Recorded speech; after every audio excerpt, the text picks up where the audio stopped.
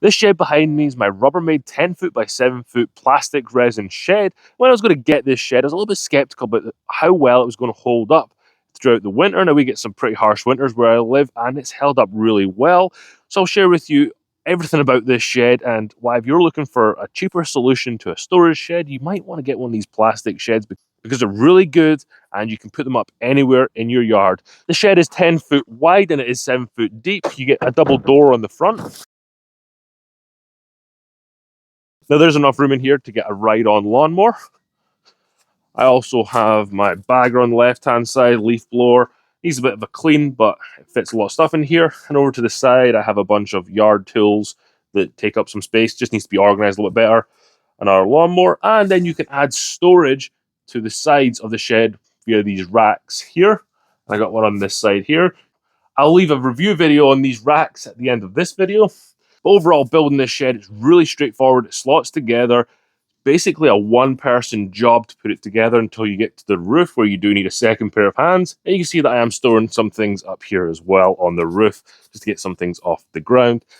If you are interested in getting this Rubbermaid shed behind me, I'll leave a link in the description below so you can check it out for yourself and see if it will work for you and what you're looking for.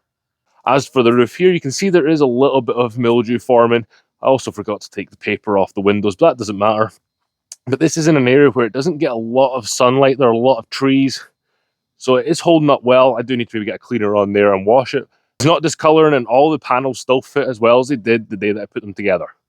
How the panels hook together, it's really neat. You've got a panel on the left here, you've got a panel on the right, then you slot a black piece in the middle here, and there's a little horseshoe clip that holds it all together. This is slotted into the floor, and then when you put the roof on, everything kind of comes together. Really like this because it's really fast to secure. You only have to put some screws in every now and again, like there, to hold that gable end on, and then some screws up there to hold the framing together and the roof to the pieces. You think that because this is a plastic shed, it'd be kind of flimsy. Well, it's really not. It's solid.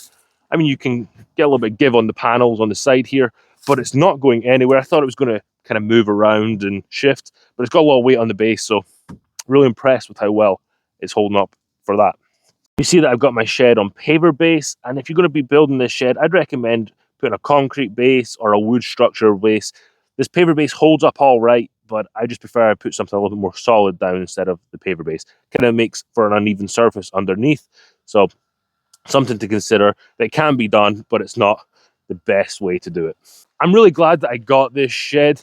It's held up really well. It stores everything that I need to store in here. It looks good. That's something that's important as well. And it's not going to rot like some cheap wood sheds will. So if you are looking for a shed and looking for something that's easy to build, I built most of this on my own. I had to get a little bit of help for the roof and some panels, but in theory, you can build most of it as a one-person job.